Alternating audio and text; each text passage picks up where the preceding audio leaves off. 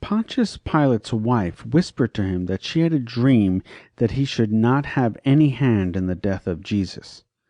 Pontius was able to let him go, but the chief priests and elders persuaded the crowd to request the death of Jesus and the immediate release of Barabbas.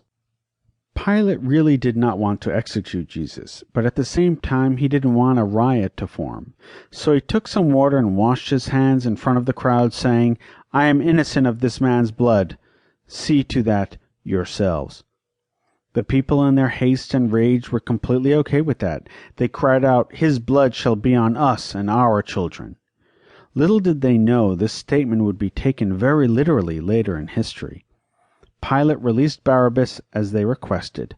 Jesus was then whipped mercilessly and was sent on his way to crucifixion.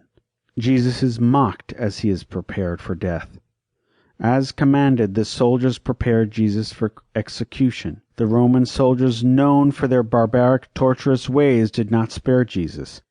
They stripped him of his clothes, placed on him a scarlet robe and a crown made out of thorns, and placed a reed in his hands as if he were a Caesar, and humiliated him. Kneeling before him in mock reverence, saying, "Hail, King of the Jews!" they spat on him and beat him on his head. After this horrible episode, they took the scarlet robe off and put on his own clothes and led him to his crucifixion. The crucifixion. With a crucifix on his back, they arrive at the place called Golgotha, or the place of skulls, and stop.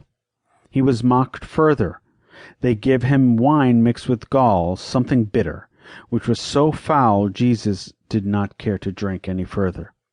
They lay the cross on the ground, position Jesus, and proceed to nail his wrists and feet to the cross. No doubt, crucifixion was by far one of the worst deaths to endure. They placed above his head the charges against him. It said, "This is Jesus, the King of the Jews." Even unto his death he was not spared humiliation. Besides being crucified along two criminals, people at the base of the cross mocked him, saying, "If you are King of the Jews, Son of God, save yourself."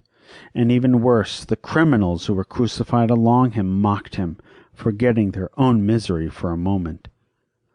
Night was falling. Jesus was already on the cross for several hours.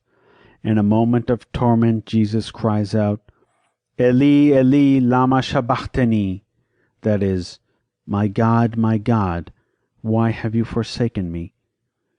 Jesus lets out one more cry, and at that moment, Jesus dies. He was 33 years old. At that moment, through a miraculous means, the veil of the temple was torn in two from the top to the bottom, and an earthquake shook the land. This earthquake was said to have opened the tombs of the saints. Then it is said that the dead saints rose from the ground. After seeing this, a Roman officer knew they did, in fact, kill the Son of God.